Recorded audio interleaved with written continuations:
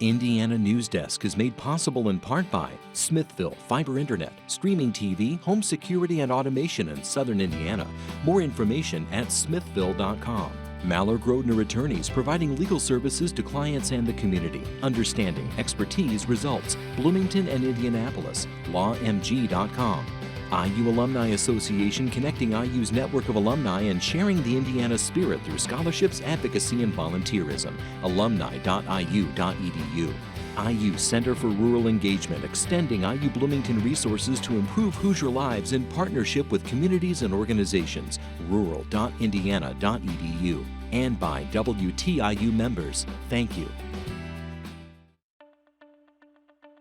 Coming up on Indiana Newsdesk. Democrats are decrying the delay of a special session scheduled this week at the State House so the GOP could craft abortion legislation. We are about to criminalize health care. We're about to criminalize women. That's not too difficult to figure out? Ahead, we speak with the lawyer representing the National Right to Life Committee. The secondhand apparel market has been taking off in the past decade, and local entrepreneurs are getting in on the action. There was, similar vintage stores that were curated in, bigger cities like New York and Chicago, but in terms of Indiana, there wasn't much. It's one industry that was both hurt and helped by the pandemic. And we tour cave systems in South Central Indiana to shed new light on one of the state's prized exports. We'll have more on these stories, plus the latest news from across the state, right now on Indiana Newsdesk.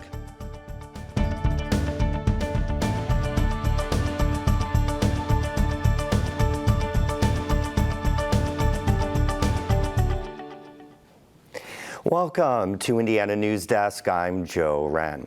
Well, dozens of Hoosiers rallied outside the State House Wednesday to keep the fire burning in support of abortion rights. The rally marked the day Indiana lawmakers were supposed to meet in a special session, but that was pushed back as Republicans craft an abortion ban. Protesters say the delay was meant to quiet some of the opposition to the impending anti-abortion measure. But it's not going to go away. We're not going to go away. We believe that women should have the right to choose what happens with their bodies. The legislators plan to return to the State House for the special session beginning July 25th, and health officials and legal experts are waiting to see how far Indiana legislature will go. We are about to criminalize health care. We're about to criminalize women. That's not too difficult to figure out? Tippecanoe County Health Officer Dr. Leg Loomis says an abortion ban in the state will have clear negative impacts on health care, particularly on fetal infant mortality. He says even if the legislature allows exceptions to protect the life of a mother, there'll be complications. That's tying doctors' hands. It's taking medical decision-making out of doctors and nurses and pharmacists' hands and tying them up because of a political ideology. The National Right to Life Committee, one of the oldest anti-abortion groups in the country, has proposed a model abortion law for states to adopt that would include prosecuting those who perform or aid in abortions. We're joined now by Terre Haute-based attorney James Bopp Jr., the general counsel for the National Right to Life Committee. Welcome to the show. Thank you. So the NRLC is proposing a post-Roe model abortion law for states to adopt. Briefly, what does that model look like? Well, now that the Supreme Court has correctly noted that there's no constitutional right to abortion, that means that states are free to adopt their own public policy regarding protecting unborn life. The Right to Life movement believes that abortions should be limited to only preventing the death of the mother. It is certainly a pro-life position to have exceptions for rape and incest with proper safeguards, and we have proposed those. We believe that women should not be penalized in any way for abortion. We have, had, before Roe v. Wade, we had almost 150 years where abortion was illegal in the United States except to save the life of the mother, and no woman was ever prosecuted, nor has any law since then penalized the woman. So that's the basic substance of the law. So how far do you expect Indiana's abortion law to go when they meet in special session later this month? What are you hearing? I don't know. They, of course, we all know they're working on an appropriate legislation that will meet their policy views, but I don't know what they will do. So what do you say to medical professionals who see abortion restrictions as, government interference and that doctor-patient relationship? Well, I'm very distressed that they think killing one of their patients is just simply some routine matter that they ought to be able to decide to do. An unborn life from conception is an individual human being and entitled to, under the Judeo-Christian ethic and certainly American law, to full legal protection as a person. Now, abortion can be justified, as I've explained, and I think is a moral imperative if the woman's life is in danger. And but this is not just simply a matter of physicians deciding on medical treatment. This is physicians deciding on killing a patient. And that is not something that physicians should be allowed to do. Are you anticipating prosecutors, DAs will try to avoid charging persons who get abortions or doctors who perform them? We already have, the Marion County prosecutor has already announced that he will not enforce any criminal abortion laws in Indiana once they are passed. As a result, the model law, it takes that into account and provides civil remedies, injunctions, recommends that other people be given the authority to bring criminal charges, such as the Attorney General. These are lawless, radical Democrat prosecutors who are using their discretion to decide what the law is in their county. They're not the king. That's the job of the legislature, not the prosecutor. And the model law deals with that by providing additional remedies. We just have 30 seconds left, so very quickly, it's been a 50-year effort to overturn Roe. What's next for the pro-life movement? Well, not only restoring legal protection to the unborn, but also providing the services, the support, the help that really is going to be necessary for women who face a crisis pregnancy and now will be giving birth to their child. Both parts of that equation need to be very seriously addressed, and I hope and I expect the legislature in Indiana to do that. All right, we have to leave it there. Thank you very much for your time. Appreciate it. The almost 3-week delay in the special session has Democrats criticizing Republicans for failing to provide immediate inflation relief for the state. Democrats have been calling for suspension of Indiana gas taxes for months. They're also pushing for the proposed $225 inflation relief checks to go to all Hoosiers, not just those who filed tax returns last year. Representative Cherish Pryor says the GOP plan would leave out hundreds of thousands of people. Every Hoosier has value and deserves to lead their lives with dignity. And Governor Eric Holcomb has said expanding his inflation relief plan would be too complicated for a special session. A 2022 ThreadUp report says North America has the fastest growing secondhand apparel market in the world. As Benta Boutier reports, the number of consumers who are open to shopping secondhand for clothes during the pandemic jumped from 67 to 74%. Participation and interest in the secondhand apparel market has been growing since 2013, and resale is projected to drive market growth. Thrift and donations' role in the market is up too, but remains much steadier. It's something a 2019 IU Fashion and Apparel Design graduate noticed and capitalized on. Daisy May founded her own clothing brand, Rebloomed Design, from secondhand and resourced materials, and runs it from her home studio in Bloomington. It's based off of feelings of nostalgia, comfort, safety. Those are all things that I look for in the materials that I source that kind of help create garments that carry emotional feeling while also are made with quality. Oh my gosh, the way this made me feel was just incredible. Initially, her business took a hit during the pandemic. But right now I am selling enough to where I'm sustaining myself, and that's all I want in life is I don't need this to grow and be bigger and have a million seamstress on my team. Mainly, she sources quilts, linens, and bed sheets to repurpose into clothes. She sells them online at storefronts in places like New York and locally at the Bloomington Antique Mall. I think what truly started the secondhand revolution, as I would say, is this mindset where people realized that overconsumption and just continually buying new things that end up falling apart in a year or so wasn't sustainable and wasn't worth the money that individuals were putting into it. The fast fashion clothing industry is the second most polluting industry behind oil drilling, according to a 2019 University of Minnesota report. Sourcing is one of the most time-consuming aspects because you never know what you're going to find. Just west of May's studio is the vintage store Select Stock, founded by Nick Ayala, a 2016 IU Kelley School graduate. The store's original location was on Indiana Avenue, sharing space with Buffalo's in 2018.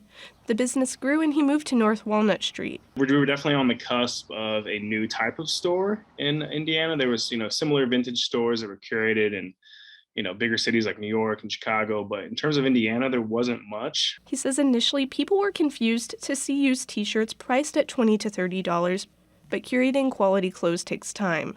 People bring clothes to his stores to sell. He'll pay sellers upwards of $10 depending on the shirt. We might give him $100 if it's a super rare shirt. He opened a store in Boulder, Colorado in 2019 and has a store in East Village, New York too. I want people to come into this store and, there'll be something for everybody. So we have like a $10 rack in New York, which we have $5 bins in Indiana and Colorado too, which people love. College kids are very thrifty. But having something like that in New York's usually unheard of just because of how expensive it is. Growth in secondhand apparel has been noted for years, but the pandemic pushed the industry forward as more people opted to clean their closets and took time to resell their own clothes, ThredUp reported.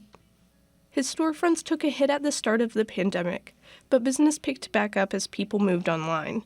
But now Ayala says he wants to focus on growing the storefronts. And definitely more stores in the future. Might be the Midwest, it might be out west, California. I'm not 100% sure yet, but we definitely want to grow the brand a little bit bigger in the U.S. and kind of spread our taste of what we do. For Indiana Newsdesk, I'm Ben Taboutier. An Energy Information Administration survey shows nearly 30% of Hoosier households forego food or medicine to pay their energy bills, keep their homes at unhealthy temperatures, or have received a disconnection notice. Rebecca Thiel reports a state agency representing consumers wants more data on Hoosiers struggling to pay bills and getting their power shut off. During the past 2 years of the pandemic, the state required several Indiana utilities to report that info, with natural gas prices leading to big temporary rate increases for many Hoosiers, as well as inflation. The Indiana Office of Utility Consumer Counselor says we need to start collecting that data again. What's the impact on customers being shut off? What's the impact on customers' abilities to pay their bills and stay current on their accounts? We don't know that without seeing data. The EIA data shows Indiana households have more energy insecurity than all but 7 states in the country. Another study showed Indiana has the third most shutoffs of any state during the pandemic so far. For Indiana Public Broadcasting, I'm Rebecca Thiel. Indiana counties are finally getting money from the state to add a critical election security measure to their electronic voting machines. Indiana Public Broadcasting's Brandon Smith reports the state is using federal funds to pay for voter verifiable paper audit trails. Nearly 60% of Indiana counties used electronic voting machines that were not equipped with paper backup systems in the 2020 election. And election security experts agree that electronic machines without paper backups are vulnerable. Lawmakers this year moved up the deadline from 2030 to 2024 for counties to install those paper backups, and now the State Budget Committee approved $12 million in federal funds to ensure counties can meet that deadline. The purpose is to both increase voter confidence and also provide a paper trail so that when recounts and post-election audits are conducted, they're able to see the paper trail. Some voter advocacy groups are critical of the effort, arguing Indiana should move away from electronic voting machines entirely to paper ballots. For Indiana Public Broadcasting, I'm Brandon Smith at the State House. Fiber internet is coming to almost all of Bloomington in the next 3 years. The city took final steps this week to solidify its agreement with the Paris Benefit Corporation, Meridiam. Meridiam's network will provide 1 gigabit per second through a yet-to-be-named internet service provider exclusively for at least 5 years. Not only are they concerned about their bottom line for their investors, but their bottom line includes environmental, social, and corporate governance goals and UN Sustainable Development Goals. Meridiam will invest $50 million in the network, but receive almost $11 million in tax breaks over 20 years. The company says it hopes to announce a contract this month. Coming up next on Indiana Newsdesk. Local businesses are getting in on the booming secondhand clothing market. And we visit a big cat rescue center as the state enacts new laws aimed at curtailing roadside zoos. These stories and more right here on Indiana Newsdesk. Public media's role now is more than ever to get the facts out, to be as transparent as possible, and to tell the truth as we know it. There's a lot of information out there, and it's really hard to know what you can believe, which is why I think people turn to us again and again. It's public media's role to try to help educate and enlighten. PBS continues to be one of the most trusted institutions in the country. We really do go out and meet the moment as it's happening. We are there at the front lines asking tough questions and getting important and robust answers. We're playing a major role in combating lies, fake news. As journalists, we are trying to bring the most fair coverage that we possibly can. It's about digging deeper and talking to the powerful and especially to the powerless. Public media is the place where you cut through all the noise. We move forward by staying true to our values. And on PBS, news is human. Welcome back to Indiana Newsdesk. Indiana University's Kelley School of Business is partnering with global e-retailer Shein. The School Center for Education and Research in Retail announced the partnership in March, but the news wasn't met with unanimous support. As Haley Ryan reports, students and alumni have concerns about Shein and its business practices. Shein markets itself as a producer of fashionable, trendy clothes at inexpensive prices. Shu Mei Hong, a master's student at the O'Neill School of Public and Environmental Affairs, wonders if the Kelley School knows that Shein is known as an ultra-fast fashion company. They are underpaying their labor and also producing low quality stuff in a quick ways. Ultra-fast fashion is quick and disposable for shoppers on a budget. Micah Kane, a Kelley alum and co-founder of a sustainable fashion made-to-measure marketplace startup, says the fast fashion business model is inherently unsustainable because so many styles are made so quickly. And Shein having thousands of styles being added to the site every week, it just speaks to how exploitive that is. Shein has more than 2,000 items on its site that cost less than $5.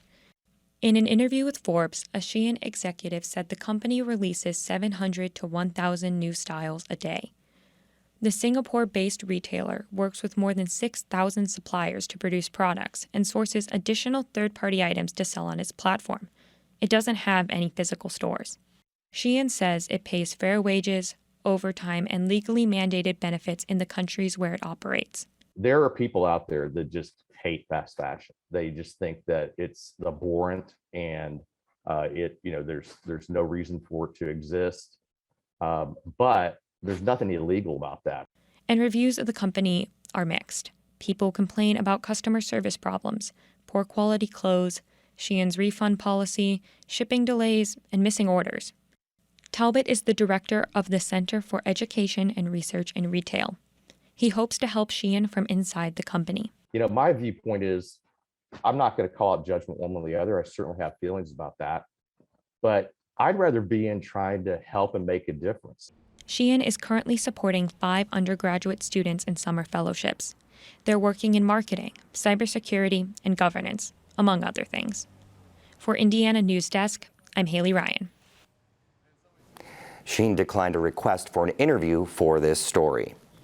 Well, the cave systems throughout south-central Indiana are a delicate subterranean world, and cave tours can show limestone in a different light. Tim Jagalo has more on one of the state's important exports. All right, ladies and gentlemen, welcome to Twin Cave Boat Tours. My name is Lucas. Back here we have our other tour guide, Andrew. We are going to be taking you 500 feet into Upper Twin Cave that you see right here in front of us. So Twin Caves is one of several caves we have here at Spring Mill State Park. Where we go? Twin Caves is a part of a 5-mile cave system called the Shawnee Cave System. Great time to ask.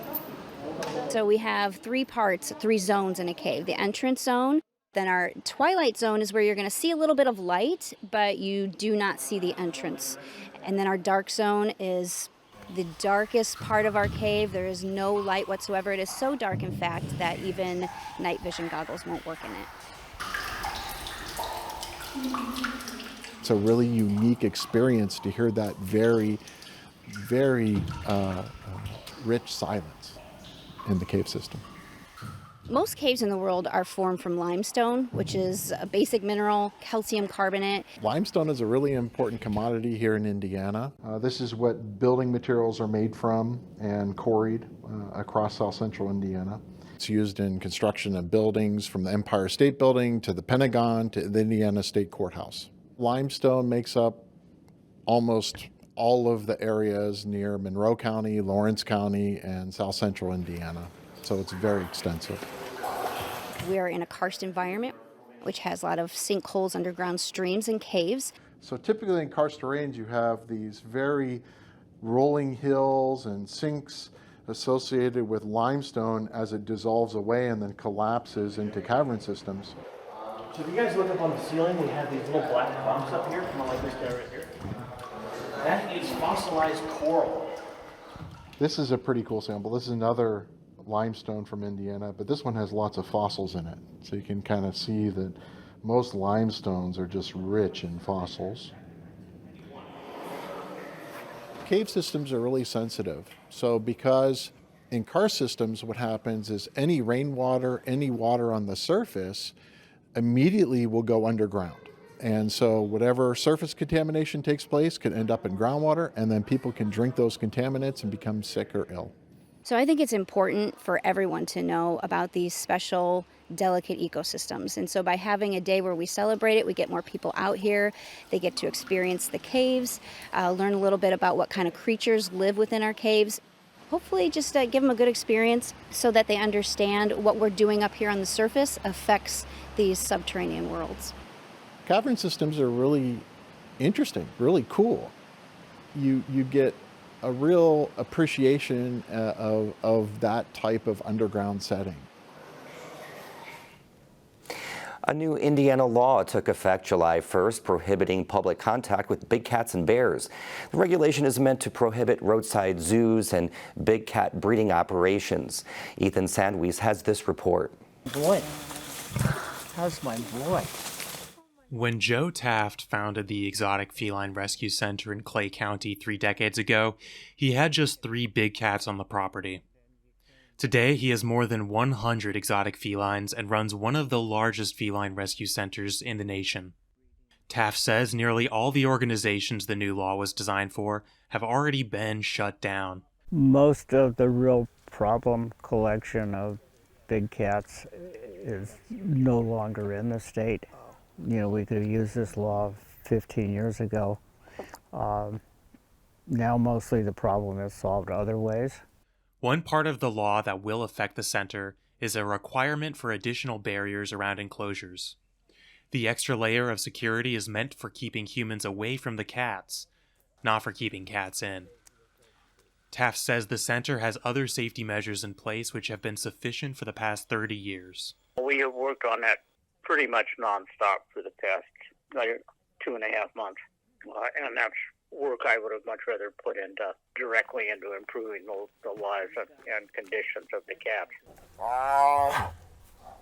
Indiana laws currently allow private citizens to own any type of exotic animal with the proper permit. The state has seen its share of exotic animal owners and breeders, such as a private zoo made famous in the Netflix series Tiger King, that was shut down in 2020. Our keepers, and we have 6 of them, are all professionals. They all have degrees in biology or zoology. And so this is a professional career pursuit for them. So it's not like we're picking up people off the streets, or as in the Netflix Tiger King, we're not picking up transients out of the bus station. Most cats at the Exotic Feline Rescue Center come from out of state. Roadside zoos have been condemned by environmental and animal welfare organizations for abuse and safety violations. For Indiana Newsdesk, I'm Ethan Sandweiss. The Exotic Feline Rescue Center offers guided tours to the public 7 days a week. That's the end of this program, but our work continues online as we cover the news throughout the week at WTIUnews.org. Have a great weekend.